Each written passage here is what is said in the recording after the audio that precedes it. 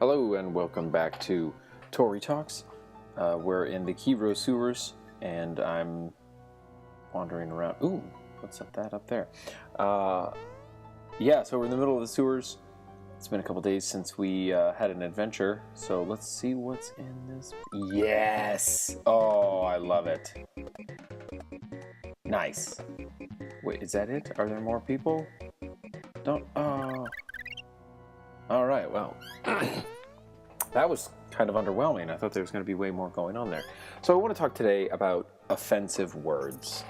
And just so you know, I'm not going to be using any of the any offensive words. At least not any words that I wouldn't normally use in kind of an everyday context. So don't worry. The point of this is not... Whoa, excuse me, I just had breakfast. The point of this is not to like be sensational and just use wild language for the sake of gaining some sort of effect. I have no idea where I'm going. The point is to think critically about the way that we use language. And I think that when, especially people who are native English speakers and they don't speak any other language, we kind of get into this idea that that's all there is.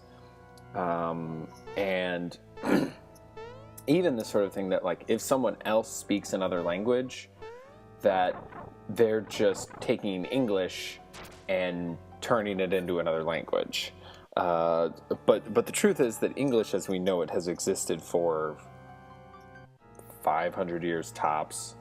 And even not really as we know it, because, you know, if you've ever read Shakespeare or John Donne or that Paradise Lost guy, Milton, you know that English as it was used in 16 whatever it just functions in a different way. It has a different sound. It works differently. There are different turns of phrases, and there are even the way that language is used today.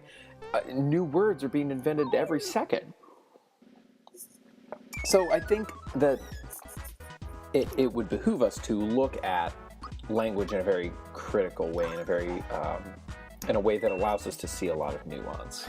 And I think one of the ways that language has always functioned is there have been some words that are okay and normal to say, and some words that seem to hold more power. I'm going to fight him. Some words that seem to hold more power than other words, and some people say, well, we shouldn't use those words. We shouldn't use them in that way. We shouldn't... I think a really good example is for kids. I guess not for kids. I remember as a young adult going through the process of learning the difference between, you know, what the hell as a sort of an exclamation or a question or an interrogative of kind of incredulity versus talking about hell, the theological concept. And typically we make a distinction between saying hell is a belief in a place of torment or punishment in the afterlife versus using it as an expletive. I just want to make a short aside. Yes! Explicitive, as far as I know, is not a word. So, yeah. Expletive. Just a mini soapbox of mine. So, we have words that are used differently, and there's a word for that originally meant a female dog that was able to bear a litter, and that word was reappropriated in order to what? Why did I leave? I don't want to leave. I gotta go back. It was reappropriated in order to hurt and damage and demean women. And that's changed. You almost never hear somebody use it in the previous context anymore. The word has changed, the meaning of the word has changed, and typically we say that that's not a proper way of using that word. So I think that we sort of have an understanding that there are ways that we use words, and some of them are legitimate and some of them are less legitimate. And that doesn't really seem to carry through in your average person's the way that the average person uses language. They say like, oh, we shouldn't say that. Oh, got lots of stuff here. Where is that? There we go. Oh, nice. In your average person's language, say like, oh, don't say this swear word, don't say this other word. But really, I think that there's a difference in talking about hell as a place or as an idea, and using hell as an interjection, and then telling someone, well, you go to hell. Those are all three very different ideas, kind of encompassed by the same word. Super jump. Let's go with super jump. One is just an idea. It's a place. It's very neutral. It's fact. It's information. One is, it's a phrase that doesn't even make sense if you think about it. What the hell? Like, that's not even a sentence. Grammatically, it doesn't function. Don't eat me. It doesn't, outside of the context of kind of an interjectory meaning, it doesn't mean anything. And then you have a curse, or the idea of a curse is not, oh, I said a bad word. The idea of a curse is, I am using language in a way to damage another individual, or in a way that will punish them, or like, if you think about a curse in terms of like, magic, I'm going to put a curse on you, I'm going to put a hex on you.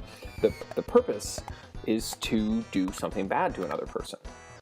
And I think that's what we mean when we say like, well, don't tell somebody to go to hell, because that's a really serious thing if you think about it, depending on your idea of the afterlife. And in a hegemonically Christian culture like America, where you have a lot of people that are kind of a part of the Judeo-Christian culture, true form pin, then to tell someone to go to hell is really kind of harsh. Whereas if you lived in a culture, say a Buddhist culture, that didn't really believe in a hell, that wouldn't really be as meaningful.